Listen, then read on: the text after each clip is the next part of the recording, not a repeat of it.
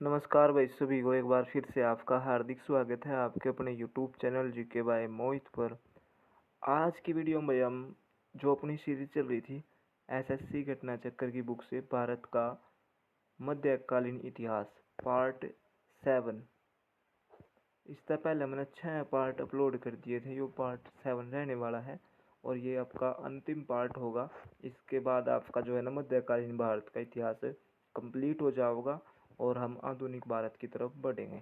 ठीक है, ये जो बुक है आपकी बुक का नाम बता दूं, बुक है एसएससी घटना चक्कर की बुक है और ये मध्यकालीन भारत का इतिहास चल रहा है और ये लास्ट पार्ट है भाई। ठीक है, तो अब शुरुआत करते हैं।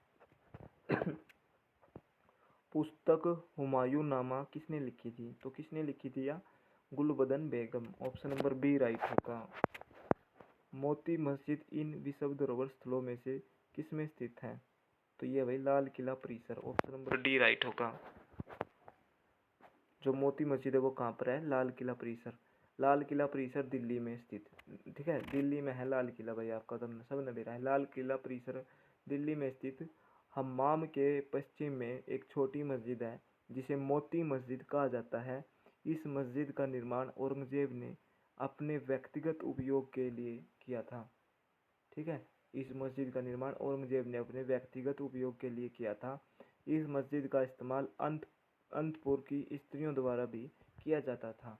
तो देखो ये क्वेश्चन भाई दो क्वेश्चन बन सका इस टाइप में। पूछेंगे मोती मस्जिद विश्व धरोहर स्थलों में से किस में स्थित है? तो ये आपका कहाँ पर है?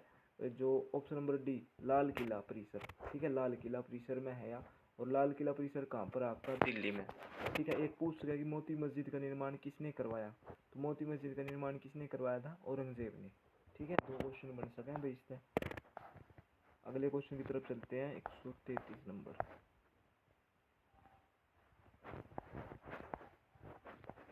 हाँ ये यहाँ पे तो जब अगला पेज पे आ गए। ठीक है, अगला क्वेश्चन देखो। दिल्ली का लाल किला और जामा मस्जिद डैश के शासन की वास्तुकला की विशाल उपलब्धियां हैं। तो ये भी आपका Shahjahan. Option number B right होगा। दिल्ली का लाल किला और जामा मस्जिद शाहजहां के शासनकाल की वास्तुकला की विशाल उपलब्धियां हैं। लाल किले का निर्माण लाल बलुआ पत्थर से किया गया है। अगला क्वेश्चन है, दिल्ली की मोती मस्जिद किस मुगल शासक ने बनवाई थी? तो अभी पढ़ के आए थे, औरंगजेब ने। अगला क्वेश्चन है, लाहौर में बादशाही मस्जिद का निर्माण किसने करवाया? तो लाहौर में जो बादशाही मस्जिद है उसका निर्माण किसने करवाया था भाई? औरंगजेब। औरंगजेब राइट आंसर हो जाएगा। लाहौर पाकिस्तान में बादशाही मस्जिद का निर्माण मुगल शासक औरंगजेब द्वारा करवाया गया था। अगला क्वेश्चन है, आगरा का किला किस मुगल सम्राट ने बनवाया था? तो आगरा का किला किसने बनवाया था? अकबर ने। ऑप्शन नंबर सी राइट होगा। आगरा का किला मुगल सम्राट अकबर ने बनवाया था। यह किला 1573 ईस्वी में बनकर तैयार हुआ। यह किला यूनेस्को की विश्व धरोहर स्थलों की सूची में शामिल है। ठीक है, कब बनकर तैयार हुआ था आगरा किला? 1573 में। ठीक है, 1573 ईस्वी में बनकर तैयार हुआ था और ये यूनेस्को की विश्व धरोहर स्थलों की सूची में भी शामिल है। और ये किसने बनवाया था? यूँ अकबर ने बनवाया था। और कहाँ था ये? आगरा में। आगरा के मोती मस्जिद देखो, अगला क्वेश्चन है जो आपका, आगरा के मोती मस्जिद किस मुगल शासक से संबंध है? तो आगरा की जो मोती मस्जिद है उसका संबंध किस मुगल बादशाह से है? तो ये आपका शाहजहां। ठीक है, ऑप्शन नंबर डी राइट होगा। आगरा के किले में मोती मस्जिद मुगल शासक शाहजहां द्वारा बनवाई गई थी। अगला क्वेश्चन है, बहादुर शाह प्रथम का जन्म वर्ष डैश में हुआ था? तो बहादुर शाह प्रथम का जन्म कब हुआ था? 1643। ऑप्शन नंबर बी राइट होगा। अगले क्वेश्चन की तरफ चलते हैं। ये रहा, बहादुर शाह प्रथम का जन्म 14 अक्टूबर 1643 को बुरहानपुर भारत में हुआ था।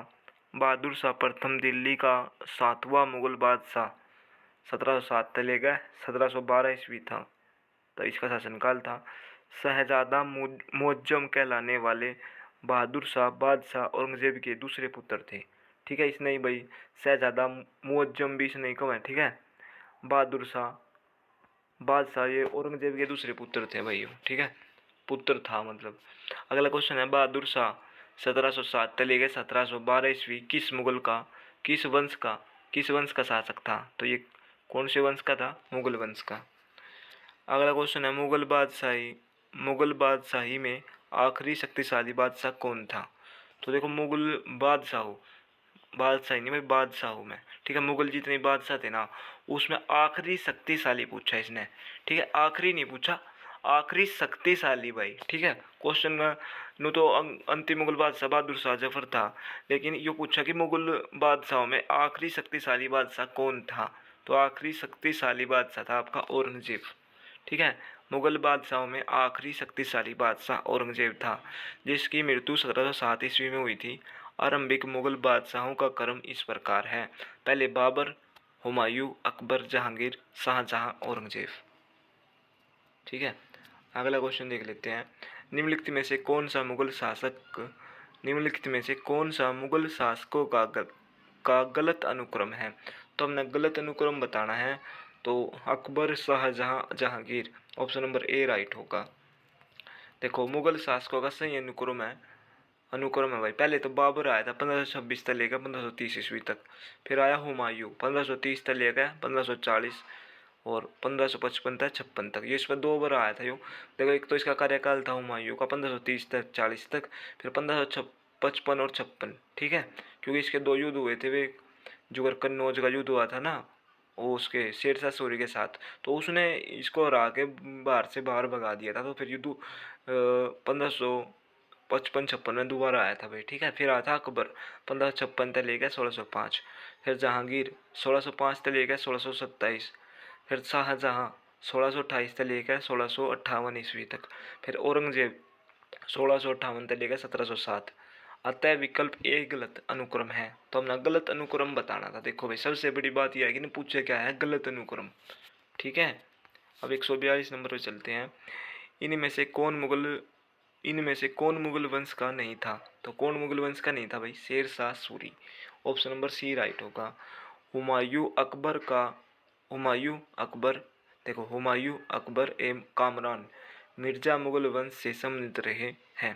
देखो जो हुमायूं है, अकबर है, कामरान है, मिर्जा है, ये मुगल वंश से सम्मिलित रहे हैं। जबकि शेरशाह सूरी ने सूर वंश की स्थापना की, ठीक है। सूर वंश के शासकों ने उत्तरी भारत पर 1540 से लेकर 1555 ईस्वी तक शासन किया था।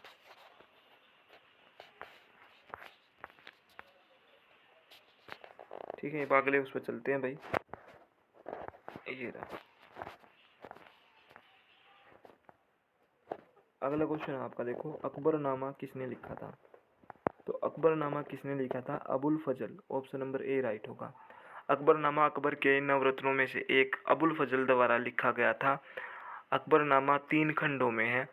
इसका तीसरा खंड आईने अकबरी के नाम से जाना जाता है। इसमें अकबर के शासनकाल का इतिहास है, ठीक है। अकबरनामा अकबर के नवरत्नों में से एक, अकबर के दरबार में नवरत्न थे, उसमें से एक था अबुल फजल, ठीक है। उसने लिखा था यो अकबरनामा 3 खंडों में विभाजित, इसके 3 पार्ट है भाई, 3 खंडों में है। तीसरा खंड जो है ना, आईने अकबरी के नाम से जाना जाता है, ठीक है। 3 खंडों में तो तीसरा खंड है ना, जो उसको आईने अकबरी के नाम से जाना जाता है। इसमें अकबर के शासनकाल का इतिहास है, ठीक है। अगला क्वेश्चन देख लेते हैं 144 नंबर। अकबरनामा के लेखक कौन है? तो अकबरनामा के लेखक कौन है भाई? अबुल फजल। आईने अकबरी पुस्तक के लेखक का नाम बताएं। तो आईने अकबरी किसने लिखी थी? अबुल फजल ने, ठीक है। आईने अकबरी पुस्तक के लेखक का नाम बताएं। तो कौन था भाई? अबुल फजल। आईने अकबरी के लेखक कौन थे? तो ये थे अबुल फजल, ऑप्शन नंबर बी राइट होगा। अगला क्वेश्चन है अकबरनामा किसने लिखा था? तो अकबरनामा जो लिखा था आपका अबुल फजल ने ही लिखा था, ऑप्शन नंबर सी राइट होगा। अकबरनामा और आईने अकबरी डैश द्वारा लिखित है।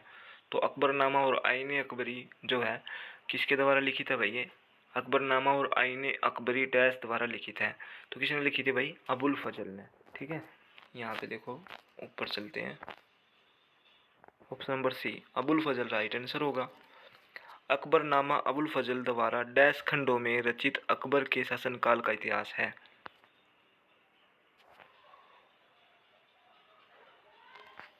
देखो ये रहे यहाँ पे क्वेश्चन भाई। अकबरनामा अबुल फजल द्वारा डैश खंडों में रचित अकबर के शासनकाल का इतिहास है। तो हमने अभी पढ़ा था ये 3 खंडों में विभाजित थी और तीसरे खंड में जो है ना अकबरनामा और अकबर के शासनकाल का इतिहास है भाई। ठीक है, अबुल फजल द्वारा अकबर के शासन के इतिहास की कितनी जिल्दें लिखी गई थी? तो कितनी जिल्दें लिखी गई थी? 3। ठीक है। अगला क्वेश्चन है रजमनामा डैश का एक फारसी अनुवाद है। तो रजमनामा महाभारत इसका राइट आंसर होगा। रजमनामा महाभारत का एक फारसी अनुवाद है भाई। ठीक है, महाभारत इसका राइट आंसर होगा। अकबर के आदेश से महाभारत के विभिन्न भागों का रजमनामा नाम से फारसी में अनुवाद नकीब खां बदायूनी तथा फेजी आदि विभिन्न विद्वानों के सम्मिलित प्रयासों से किया गया। इसके अतिरिक्त बदायूनी ने रामायण का, फेजी ने लीलावती का और अबुल फजल ने कालिया दमन का फारसी में अनुवाद किया। ठीक है भाई, याद रख लेना। जो रजमनामा है ना अकबर के आदेश के से महाभारत के विभिन्न भागों का रजमनामा नाम से फारसी में अनुवाद किया गया था। ठीक है, नकीब खां बदायूनी तथा फेजी आदि विभिन्न विद्वानों के सम्मिलित प्रयत्नों से यह काम किया गया था भाई। इसके अतिरिक्त बदायूनी ने क्या करा था? रामायण का, फेजी ने लीलावती का और अबुल फजल ने कालिया दमन का फारसी में अनुवाद किया था। ठीक है, और ये भाई रजमनामा डैश का एक फारसी अनुवाद है महाभारत, यो भी किसने कराया था? बदायूनी ने। ठीक है भाई, अगला क्वेश्चन देख लेते हैं 152। मुगल काल में संस्कृत से फारसी में अनुदित महाभारत को डैश के नाम से जाना जाता है। तो मुगल काल में जो संस्कृत से फारसी में अनुदित महाभारत को किस नाम से जाना जाता है? रजमनामा। अभी पढ़ा है हमने। ठीक है, 152 तक हो गए भाई क्वेश्चन। आगे बढ़ जाते हैं। ये मैंने फ़ोटो खींच रखे हैं क्योंकि ये जो बुक थी वो एक दोस्त की थी, वो ले गया भाई अपनी बुक। मैंने फ़ोटो खींच लिए थे, इसीलिए क्वालिटी थोड़ी अच्छी नहीं दिख रही होगी भाई। चलो कोई नहीं। अगला क्वेश्चन है निम्न में से किसने शाहजहाँ के शासनकाल में मुगलों की महानता का उल्लेख करते हुए चार चमन नामक पुस्तक लिखी? तो चार चमन नामक पुस्तक किसने लिखी थी? चंद्रभान ब्राह्मण। ऑप्शन नंबर डी राइट होगा। चंद्रभान ब्राह्मण ने शाहजहाँ के शासनकाल में मुगलों की महानता का उल्लेख करते हुए चार चमन नामक पुस्तक लिखी थी। अगला क्वेश्चन है तारिक ए दिलकुशा नामक पुस्तक के लेखक कौन है? तो तारिक ए दिलकुशा नामक पुस्तक के लेखक कौन है? Bhimsen. Option number C right होगा। भीमसेन की नुस्खा ए दिलकुश नुस्खा ए दिलकुशा तारिक ए दिलकुशा से औरंगजेब के काल में के मुख्यतः दक्षिण भारत के इतिहास की जानकारी प्राप्त होती है। यह ग्रंथ मुगलों के दक्षिण भारत में गतिविधियों को जानने का एक महत्वपूर्ण स्रोत ग्रंथ है। ठीक है, तो याद रख लेना भाई। ये जो तारिक ए दिलकुशा नामक पुस्तक के लेखक कौन है? भीमसेन। और इसमें जो है ना मुगलों के जो दक्षिण भारत में जो उसने गतिविधि है ना जो मुगलों ने करी है वो उसके बारे में जानकारी मिला है।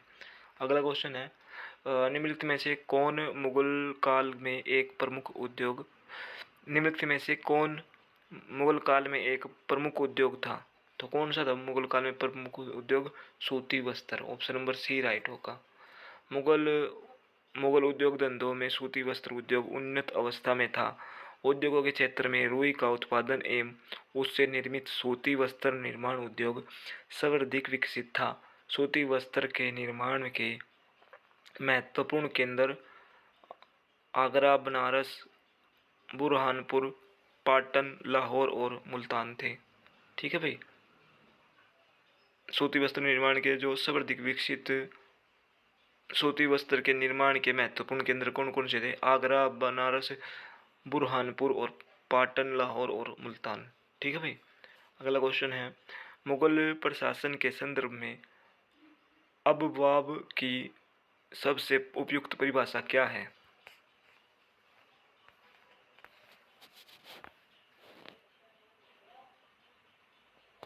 तो देखो यो भाई क्वेश्चन थोड़ा मुगल प्रशासन के संदर्भ में अबवाब की सबसे प्रयुक्त परिभाषा क्या है? तो अबवाब होता क्या है भाई? ठीक है, ये पूछा है तो ये ऑप्शन नंबर डी राइट होगा। अबवाब का मतलब क्या है? जमीन पर मूल लगान से अधिक और अतिरिक्त लगाया जाने वाला कर।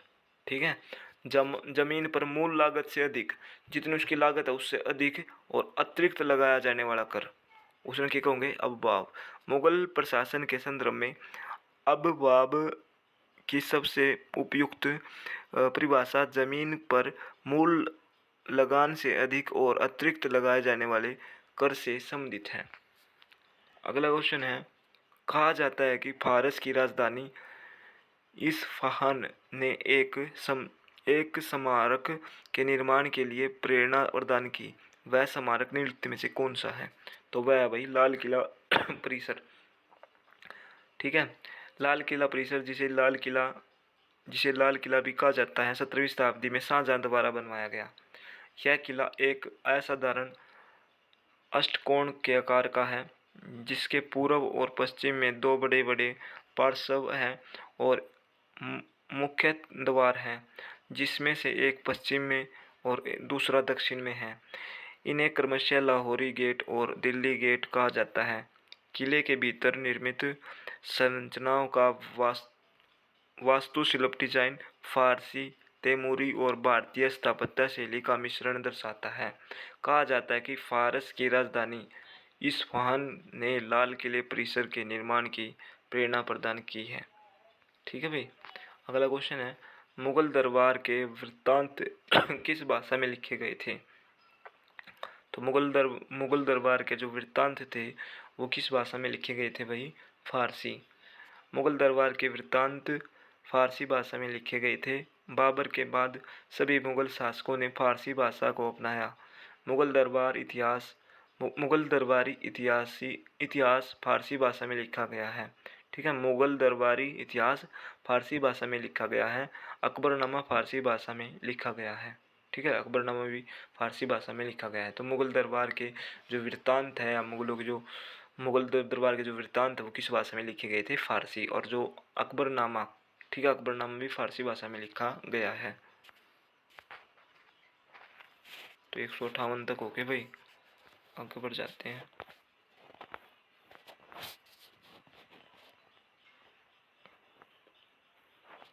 एक मिनट भाई, ये था 77 नंबर और ये होंगे 78।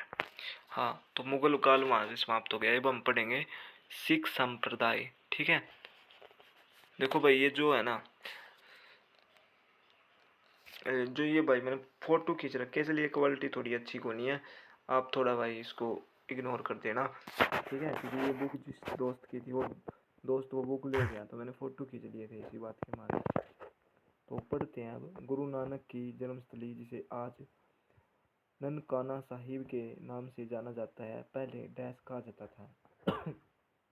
तो गुरु नानक की जो जन्मस्थली है, जिसे पहले ननकाना साहिब के नाम से जाना जाता था, पहले अब क्या कहा जाता है उसको? अब कहा जाता है राय भोई दी तलवंडी। ठीक है, गुरु नानक की जन्मस्थली, जिसे आज ननकाना साहिब के नाम से जाना जाता है, पहले इसे राय भोई दी तलवंडी के नाम से जाना जाता था। यह पाकिस्तान के पंजाब प्रांत में स्थित है। तो ऑप्शन नंबर ए राइट होगा इसका भाई। अगला क्वेश्चन है, निम्नलिखित में से किस सिख गुरु ने अमृतसर की आधारशिला रखी थी? तो अमृतसर की आधारशिला किसने रखी थी? गुरु रामदास। ठीक है, गुरु रामदास ने अमृतसर की आधारशिला रखी थी। चौथे गुरु रामदास के समय में मुगल बादशाह अकबर ने उन्हें 500 बीघा भूमि दान दी, जिससे एक प्राकृतिक तालाब भी था। जिसमें क्या था? एक प्राकृतिक तालाब भी था। यहाँ पर अमृतसर शहर की स्थापना की गई। पहले उस शहर का नाम रामदासपुर रखा गया, परंतु बाद में वह खुदे हुए तालाब के नाम पर उसका नाम अमृतसर पड़ गया। ठीक है, पहले वो जो अमृतसर था उसका नाम क्या था? रामदासपुर। फिर परंतु बाद में वह खुदे हुए तालाब के नाम पर उसका नाम अमृतसर पड़ गया। ठीक है, तो याद रख लेना भाई, जो निम्नलिखित में से किस सिख गुरु ने अमृतसर की आधारशिला रखी थी? तो अमृतसर की आधारशिला किसने रखी थी? गुरु रामदास। और इसको मुगल बादशाह अकबर ने इसको जमीन दी थी, कितने बीघा? 500 बीघा। ठीक है।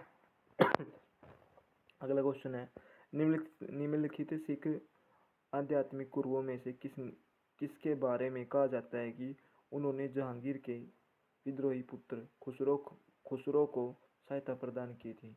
तो किसने करी थी भैया? गुरु अर्जुन देव। ठीक है, जो ये था ना जहांगीर के विद्रोही पुत्र, जो जहांगीर का पुत्र था एक खुसरो, उसकी सहायता किसने करी थी? गुरु अर्जुन देव। मुगल बादशाह जहांगीर के शहजादे खुसरो ने 1606 ईस्वी में विद्रोह किया, वह भागकर पंजाब गया। ठीक है, मुगल बादशाह जहांगीर के शहजादे खुसरो ने 1606 में विद्रोह किया, वह भागकर पंजाब गया, जहां गुरु अर्जुन देव ने उसे आशीर्वाद दिया और संभवतः कुछ आर्थिक सहायता भी दी। जहांगीर इस घटना से गुरु से अप्रसन्न हो गया। जहांगीर ने पता चल गया भाई, उसने गुरु पर 2.5 लाख का जुर्माना किया, जिसे देने से इनकार करने पर गुरु को बंदी बना लिया गया और बंदी गृह में कठोर यातनाएं देने के बाद उसे मृत्युदंड दे दिया गया। अगला क्वेश्चन है, निम्नलिखित में से किस सिख गुरु ने तरन तारण साहिब की स्थापना की थी?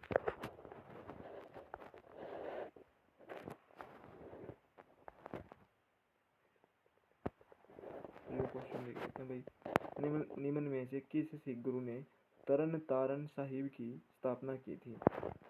तो तरन तारण साहिब की स्थापना किसने करी थी भाई? ऑप्शन नंबर सी राइट होगा, गुरु अर्जुन देव। ठीक है, 5वें सिख गुरु अर्जुन देव जी, अर्जुन देव ने तरन तारण साहिब की स्थापना की थी। उन्होंने करतारपुर नामक नगर भी बसाया था।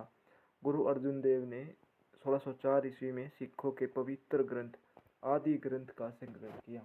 ठीक है, आदि ग्रंथ का संकलन भी गुरु अर्जुन देव ने किया था। सिखों का प्रसिद्ध तीर्थ स्थल श्री हरमिंदर साहिब कहाँ स्थित है? तो ये कहाँ पर आपका? अमृतसर में। ठीक है, सिखों का प्रसिद्ध तीर्थ स्थल श्री हरमिंदर साहिब अमृतसर पंजाब में स्थित है। इसे दरबार साहिब या स्वर्ण मंदिर के नाम से भी जाना जाता है। ठीक है, इसको दरबार साहिब या स्वर्ण मंदिर भी कहा जाता है और इसको ही हरमिंदर साहिब भी कहा जाता है। इस दरबार में साहिब या इसे दरबार साहिब या स्वर्ण मंदिर के नाम से जाना जाता है। सिखों के चौथे गुरु रामदास जी ने इसकी नींव रखी थी। ठीक है भाई, परंतु बाद में वह खुदे हुए तालाब के नाम पर उसका नाम अमृत शहर पड़ा। सिखों के 5वें गुरु अर्जुन देव ने अमृतसर तालाब के मध्य में हरमिंदर साहिब का निर्माण करवाया। ठीक है, अगले क्वेश्चन की तरफ बढ़ते हैं। डैश ने अमृतसर में स्वर्ण मंदिर के नाम से विख्यात विश्व प्रसिद्ध हरमिंदर साहिब का निर्माण करवाया। तो किसने करवाया था? गुरु अर्जुन देव। अगला क्वेश्चन है भाई, गुरुद्वारा पातालपुरी साहिब डैश नदी के तट पर स्थित है। तो गुरुद्वारा पातालपुर साहिब जो गुरुद्वारा पातालपुरी साहिब कौन सी नदी के किनारे है भाई? सतलुज। गुरुद्वारा पातालपुरी साहिब सतलुज नदी के तट पर रूपनगर जिले के किरतपुर में स्थित है। इस गुरुद्वारे का निर्माण दरबारा सिंह ने करवाया था। गुरुद्वारा पातालपुरी साहिब में हरिद्वार और काशी की तरह सिख समुदाय अमृत सदस्य की अस्थियां प्रवाहित करने आते थे। 1664 ईस्वी में गुरु हरविंदर और 1661 में गुरु हर राय का अंतिम संस्कार यहीं किया गया था। तो याद रख लेना भाई, गुरुद्वारा पातालपुरी साहिब कौन सी नदी पर है? ये सतलुज नदी पर है। तो इसका निर्माण करवाया दरबारा सिंह ने करवाया था। यहाँ पर जो है ना, काशी की तरह सिख समुदाय अमृत सदस्य की अस्थियां प्रभावित करने आते थे। ठीक है भाई, अगला क्वेश्चन देख, इसमें हमने पढ़ लिए 7 तक, है ना। अगली पेज पे चलते हैं। सिखों के 10 गुरुओं में से 5वें गुरु कौन थे? तो सिखों के 5वें गुरु कौन थे भाई? गुरु अर्जुन देव। सिखों के 10 गुरुओं में से 5वें गुरु अर्जुन देव 1581 से लेकर 1606 थे। उन्होंने 1604 में सिखों के पवित्र ग्रंथ आदि ग्रंथ का संकलन किया था भाई। ठीक है, किस सिख गुरु ने खालसा की शुरुआत की? तो खालसा की शुरुआत किसने करी थी? गुरु गोविंद सिंह। ठीक है, किस सिख गुरु ने खालसा की शुरुआत की थी? तो Guru Gobind Singh. Option number B right होगा। खालसा पंथ की स्थापना अंतिम सिख 10वें गुरु गोविंद सिंह ने 1699 में बैसाखी के दिन आनंदपुर साहिब में की थी। ठीक है, 1699 में बैसाखी के दिन करी थी, आनंदपुर साहिब में की थी, जो सैनिक संतों का विशिष्ट समूह था। खालसा प्रतिबद्धता, समर्पण और सामाजिक चेतना के सर्वोच्च शिखर गुणों को उजागर करता है। अगला क्वेश्चन है, निम्नलिखित में से किस सिख गुरु ने खालसा पंथ की नींव रखी थी? तो अभी पढ़ा था गुरु गोविंद सिंह ने, और कब रखी थी ये? 1699 में। ठीक है, अब हम पढ़ेंगे मराठा साम्राज्य। छत्रपति शिवाजी महाराज 1674 से लेकर 1680 ईस्वी किस वंश का शासक था? तो ये था भाई आपका Maratha. Option number D right होगा। छत्रपति शिवाजी महाराज 1674 से लेकर 1680 ईस्वी तक इसका शासनकाल था। मराठा वंश के शासक थे। शिवाजी का जन्म 1627 ईस्वी या 19 फरवरी 1630 में, ठीक है, शिवनेर के दुर्ग में हुआ था। राजा शिवाजी ने 1674 ईस्वी में रायगढ़ नामक स्थान पर राज्याभिषेक के बाद छत्रपति की उपाधि धारण की। रायगढ़ में इसका राज्याभिषेक हुआ था, उसके बाद इसने छत्रपति की उपाधि धारण की थी भाई। उस युग के महान विद्वान बनारस के पंडित विश्वेश्वर उर्फ गंगा भट्ट ने उन्हें क्षत्रिय घोषित करते हुए उनका राज्याभिषेक कराया। ठीक है, गंगा भट्ट ने इसका राज्याभिषेक करवाया था। 50 या 53 वर्ष की आयु में 1680 ईस्वी में शिवाजी की मृत्यु हो गई। दूसरा क्वेश्चन देख लेते हैं भाई। किस वर्ष शिवाजी को छत्रपति का ताज पहनाया गया था? तो ये पहनाया गया था 1674 में। मराठा साम्राज्य के संस्थापक राजा शिवाजी को किस स्थान पर छत्रपति के खिताब से सम्मानित किया गया था? तो ये किया गया था भाई आपका रायगढ़ में। छत्रपति संभाजी 1680 से लेकर 1688 किस वंश का शासक था? तो ये था भाई मराठा। मराठा वंश के शासक छत्रपति शिवाजी के ज्येष्ठ पुत्र और उत्तराधिकारी छत्रपति संभाजी 1680 से लेकर 1689 ईस्वी तक थे। मतलब जो शिवाजी था ना, उसके बाद ये बना था आपका संभाजी।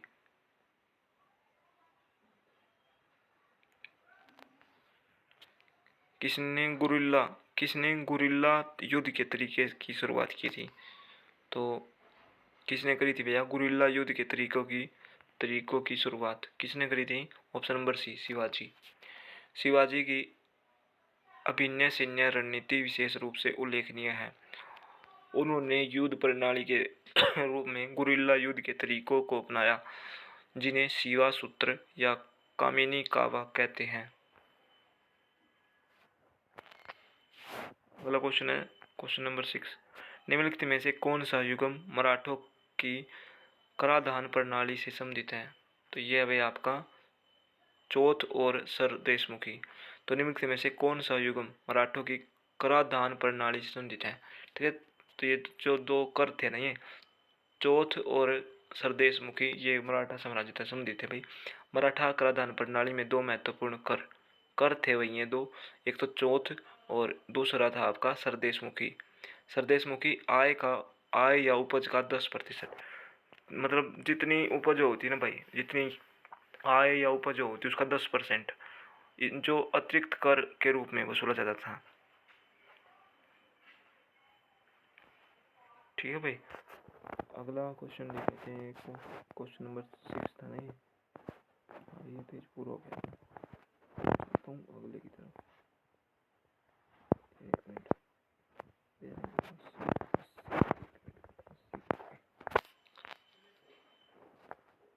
शिवाजी महाराज के शासनकाल में मंत्रिपरिषद को किस नाम से जाना जाता था? तो ये जाना जाता था भाई अष्टप्रधान। ठीक है, ये क्वेश्चन इंपॉर्टेंट है। शिवाजी महाराज के शासनकाल में मंत्रिपरिषद को किस नाम से जाना जाता था? अष्टप्रधान। ऑप्शन नंबर डी राइट होगा।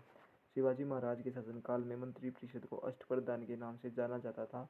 अष्टप्रधान के अंतर्गत 8 मंत्रियों को नियुक्त किया गया था। ठीक है, इसके भाई पूछ कर अष्टप्रधान या जो ये थे भाई शिवाजी महाराज के शासनकाल में मंत्रिपरिषद को अष्टप्रधान के नाम से जाना जाता था। इसमें 8 ये रख रहे थे भाई, 8 मंत्रियों, अष्टप्रधान के अंतर्गत 8 मंत्रियों को नियुक्त किया गया था, जिसमें पेशवा, अमात्य मंत्री, सचिव, सुमंत, सेनापति, पंडित राव और न्यायाधीश शामिल थे। ये शिवाजी के राज्य प्रशासन में सचिवों की भांति कार्य करते थे। अगला क्वेश्चन है, भारत में मुगल शासन को खत्म करने का एक बड़ी सीमा तक श्रेय किसे दिया जाता है? तो दिया जाता है Maratha. Option number D right होगा। मुगल साम्राज्य के पतन में सबसे महत्वपूर्ण कारण पेशवाओं के अधीन मराठों का उत्थान। पेशवाओं ने हिंदू पादशाही का आदर्श अपने सामने रखा, जो मुस्लिम राज्य के शाह द्वारा ही पूरा किया जा सकता था। एक समय भारत की राजनीति में मराठे ही सबसे शक्तिशाली थे। यद्यपि मराठे भारत में एक स्थायी सरकार बनाने में असफल रहे, तो भी उन्होंने मुगल साम्राज्य के विघटन में बहुत योगदान दिया। मतलब मुगल साम्राज्य का पतन करने में सबसे ज़्यादा हाथ किसका था? मराठों का। अगला क्वेश्चन है, निम्नलिखित में से किसे लड़ाकू पेशवा कहा जाता था? तो लड़ाकू पेशवा किसे कहा जाता था? बाजीराव प्रथम। ऑप्शन नंबर ए राइट होगा। बाजीराव प्रथम मराठा साम्राज्य के महान सेनानायक थे। बालाजी विश्वनाथ की मृत्यु हो जाने के बाद बाजीराव प्रथम को दूसरा पेशवा नियुक्त किया गया। बाजीराव प्रथम ऐसा मराठा सेनापति था जिसने मुगलों का मुकाबला करने के लिए गुरिल्ला युद्ध प्रणाली को अपनाया। उन्हें लड़ाकू पेशवा के नाम से भी जाना जाता था। ठीक है, तो याद रख लेने भाई, निम्नलिखित में से किसे लड़ाकू पेशवा कहा जाता था? तो ये कहा जाता था बाजीराव प्रथम। ठीक है, बाजीराव प्रथम मराठा साम्राज्य के महान सेनानायक थे। बालाजी विश्वनाथ की मृत्यु हो जाने के बाद बाजीराव प्रथम को दूसरा पेशवा नियुक्त किया गया था। ठीक है, बाजीराव प्रथम ऐसा मराठा सेनापति था जिसने मुगलों का मुकाबला करने के लिए गुरिल्ला युद्ध प्रणाली को अपनाया था। ठीक है भाई, उन्हें लड़ाकू पेशवा के नाम से भी जाना जाता है। अगला क्वेश्चन है, बाजीराव प्रथम 1720 से 1740 ईस्वी किस वंश का शासक था? तो ये था भाई आपका Peshwa. Option number B right होगा।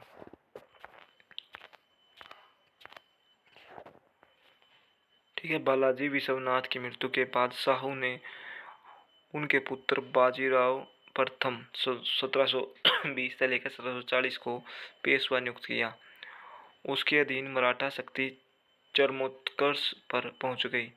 बाजीराव ने मराठा साम्राज्य के विस्तार के लिए उत्तर दिशा में आगे बढ़ने की नीति का सूत्रपात किया, ताकि मराठों की पताका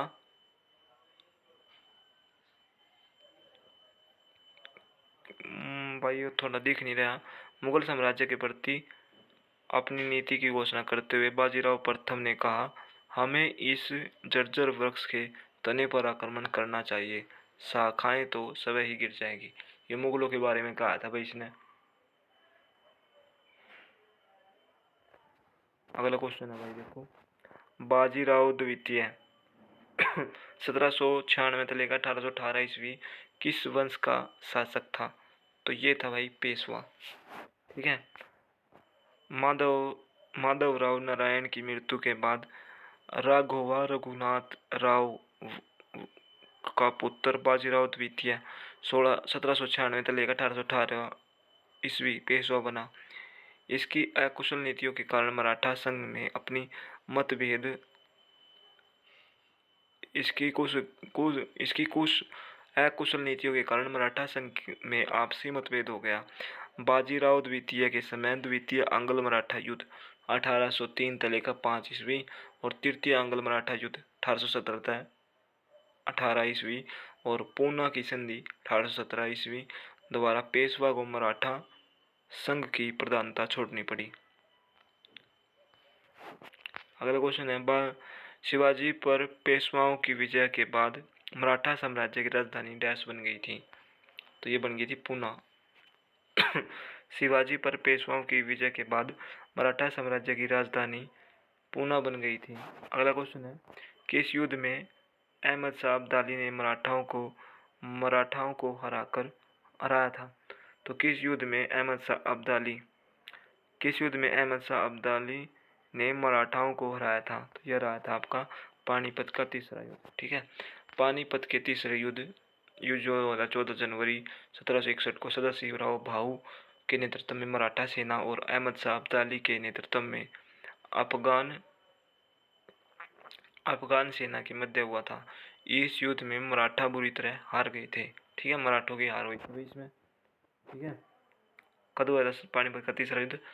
14 जनवरी 1761 को सदाशिवराव भाऊ के नेतृत्व में मराठा सेना और अहमद शाह अब्दाली के बीच हुआ था। इसमें मराठे हार गए थे भाई। ठीक है, मराठाओं का नेतृत्व किसने करा था? सदाशिवराव भाऊ ने।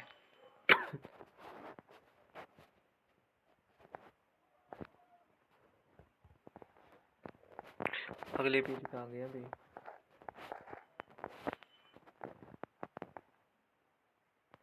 पानीपत की तीसरी लड़ाई निम्नलिखित में से किसके बीच लड़ी गई थी? तो ये लड़ी गई थी मराठा साम्राज्य और दुर्रानी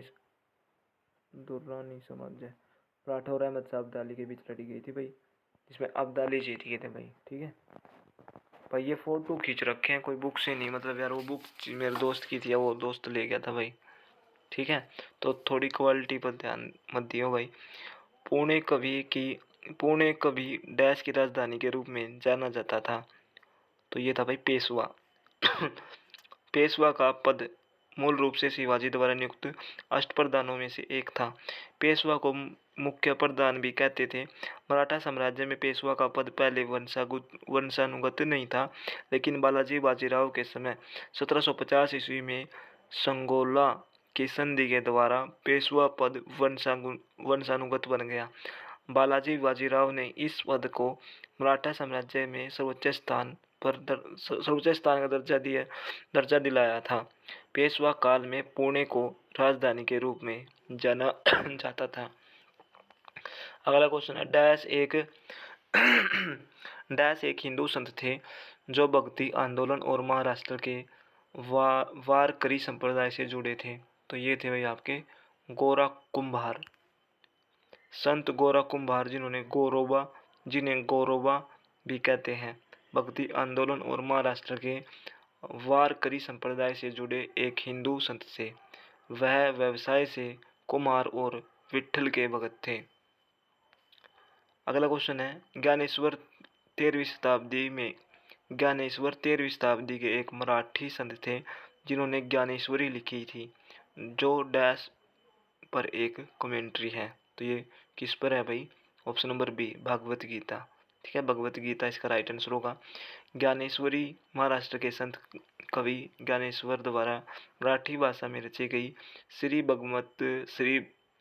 श्रीमद् भगवत गीता पर लिखी गई टीका है। ठीक है भाई, अगला क्वेश्चन देख लेते हैं।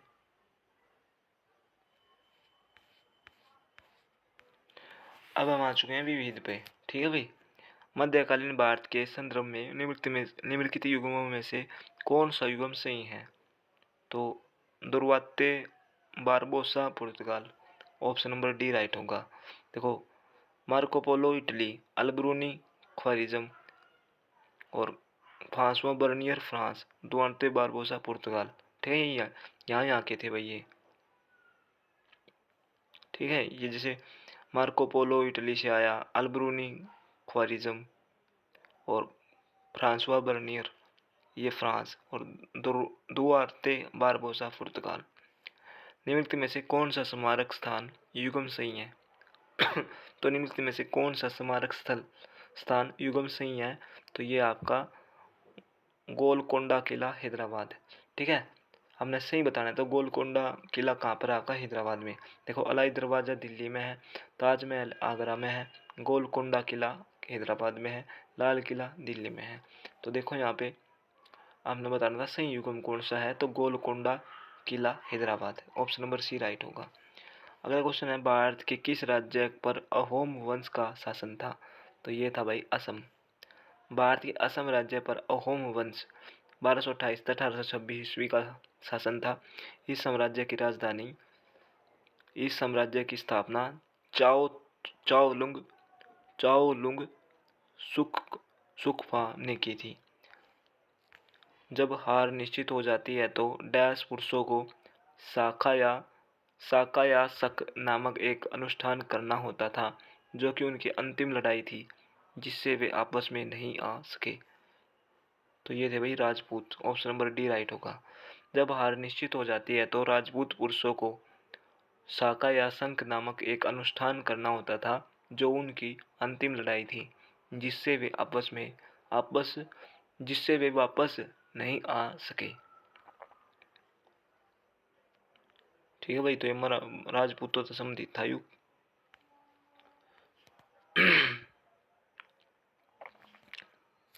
81 पेज भी हो गया भाई, यो है आपका 82 पेज।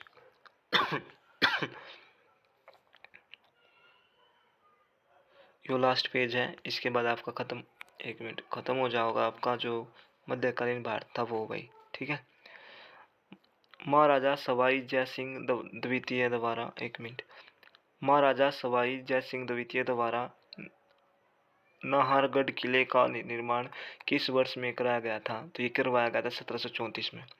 महाराजा सवाई जय सिंह द्वितीय ने 1734 ईस्वी में नाहरगढ़ किले का निर्माण करवाया था। यह किला अरावली पर्वतमाला के ऊपर निर्मित है। अगला क्वेश्चन है, निम्न का मिलान कीजिए। जैसे इसमें मिलान करना, जैसे सदर, फौजदार, कोतवाल। देखो सदर क्या होता? धार्मिक तथा धर्मार्थ किए जाने वाले कार्यों का मंत्री। फौजदार क्या था? सैनिक वेतनाधिकारी। और कोतवाल क्या था? नगर का पुलिस अधिकारी। तो इसमें ऑप्शन नंबर सी राइट होगा भाई इसका। देखो इस क्वेश्चन का जो राइट आंसर हो जाएगा ऑप्शन नंबर सी। ठीक है, अगला क्वेश्चन है, मध्यकालीन भारतीय इस्लामिक वास्तुकला के संदर्भ में पिष्टक का पिष्टक का अर्थ क्या है? पिष्टक का क्या अर्थ है? तो पिष्टक का क्या मतलब है भाई? लंबा प्रवेश द्वार। मध्यकालीन भारतीय इस्लामिक वास्तुकला के संदर्भ में पिष्टक एक लंबा प्रवेश द्वार है। अगला क्वेश्चन है, निम्नलिखित में से कौन सा विदेशी यात्री अपने संबंधित देश के साथ मेल नहीं खाता? तो इसमें गलत चुनना है हमने। जैसे ये है आपका देखो इसमें हमने गलत चुनना है। जैसे आपका है मार्को पोलो, ये इटली का था। अलब्रूनी उज्बेकिस्तान का था, है ना। और जो ये था आपका, 1 मिनट, पीटर मुंडी चीन। और इब्न बतूता मोरक्को का था। ठीक है, पीटर मुंडी गलत है, ऑप्शन नंबर सी राइट होगा। देखो पीटर मुंडी एक इतालवी यात्री था जो मुगल बादशाह शाहजहां के शासनकाल में भारत आया था। अगला क्वेश्चन है, निम्नलिखित में से किसे औरंगाबाद शहर का संस्थापक माना जाता है? तो औरंगाबाद शहर का संस्थापक किसे माना जाता है? मलिक अंबर। औरंगजेब शहर के औरंगाबाद भाई, ठीक ठीक है, औरंगजेब नहीं, औरंगाबाद शहर की स्थापना 1610 ईस्वी के लगभग में मलिक अंबर ने की थी। इसका नाम औरंगजेब के नाम पर रखा गया था, जिन्होंने आगरा में ताजमहल की प्रतिकृति के रूप में शहर के पास बीबी का मकबरा बनवाया था। ठीक है, औरंगाबाद शहर की स्थापना 1610 ईस्वी के लगभग में मलिक अंबर ने की थी। इसका नाम औरंगजेब के नाम पर रखा गया था। इसका नाम तो औरंगजेब के नाम पर रखा गया था भाई, जिन्होंने आगरा में ताजमहल की प्रतिकृति के रूप में शहर के पास बीबी का मकबरा बनवाया था। तो बीबी का मकबरा किसने बनवाया था? औरंगजेब ने। अगला क्वेश्चन है, सूर्यवंशी गजपति राजवंश का संस्थापक कौन था, जिसने 15वीं शताब्दी में ओडिशा और आंध्र प्रदेश के कुछ हिस्सों पर शासन किया? तो ये था भाई आपका कप, Kapilendra Dev. Option number A right होगा। सूर्यवंशी गजपति राजवंश की स्थापना कपिलेंद्र देव ने 15वीं शताब्दी में की थी। कपिलेंद्र देव ने उड़ीसा ठीक है, और आंध्र प्रदेश के कुछ हिस्सों पर शासन किया।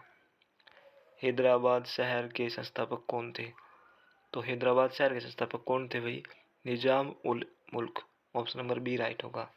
हैदराबाद के स्वतंत्र राज्य की स्थापना 1724 ईस्वी में निजाम उल मुल्क चिनकिलिच खान ने की थी। ठीक है, अक्टूबर 1724 ईस्वी में सकूर खेड़ा के युद्ध में दक्कन के मुगल गवर्नर मुबारिज खान के मारे जाने के बाद निजाम उल मुल्क दक्कन का वास्तविक शासक बन गया था। तो भाई ये पूरी 44 मिनट की वीडियो बन गई है ये। देखो जो सबसे पहले बात बता दूं, आज आपका जो है ना मध्यकालीन इतिहास जो है ना मध्यकालीन भारत का इतिहास समाप्त हो गया है एसएससी घटना चक्कर वाली बुक से। और भाई दूसरी बात, ये जो आपने क्वालिटी अच्छी सी नहीं लग गया, क्योंकि मैंने फ़ोटो खींच लिए थे। मेरे एक दोस्त था जिसकी ये बुक थी, वो बुक लेके चले गया। ये एसएससी घटना चक्कर की बुक मेरे पास भी है। वो 2019 का एडिशन था, वो मैंने पहले ही करवा रखा है इसमें। ठीक है, तो ये 2022 का 22-23 का एडिशन था, तो ये अब मैं करवा रहा था भाई। तो ये फ़ोटो खींच रखा था, तो इसलिए थोड़ी क्वालिटी डाउन आएगी। और भाई इसमें टाइम भी ज़्यादा लग गया, क्योंकि देखो ये फ़ोटो खींच रखे तो कभी जूम करना पड़ता है, ऐसे कभी पलटना पड़ता है ना, इसलिए टाइम लग गया भाई। तो आज अपना जो है मध्यकालीन भारत का इतिहास कंप्लीट हो गया भाई। कल से हम शुरुआत करेंगे आधुनिक भारत की। ठीक है, वीडियो बढ़िया लगे तो शेयर कर दियो। जय हिंद, जय भारत।